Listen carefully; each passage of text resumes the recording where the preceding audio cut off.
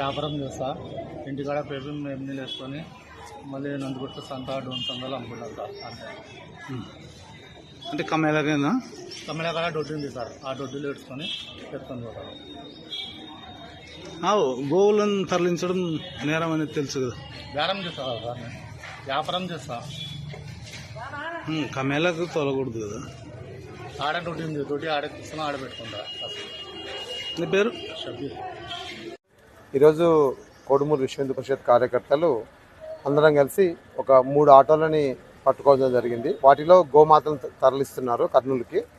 వాటన్నిటిని పట్టుకొని గోశాలకి తరలించే ప్రయత్నం చేస్తున్నాం మేము ఇప్పుడు. దయచేసి మేము ఒకటే విన్నపం మా తరఫున, కావాలంటే మమ్మల్ని తినండి, మేమందరం మా ప్రాణాలు త్యాగ చేయడానికి రెడీగా ఉన్నాం, కానీ మా గోవులను మాత్రం వదిలిపెట్టండి. మాకు గోవులు అంటే మాకు దైవంతో సమానం కాబట్టి మా గోవులను తినడానికి వదిలిపెట్టండి, వాటిని త్యాగం చేయండి. కావాలంటే మేము రెడీగా ఉన్నాం, మమ్మల్ని తినండి, మేమంతా రెడీగా ఉన్నాం, మేము త్యాగం చేస్తాం మేము ఖచ్చితంగా.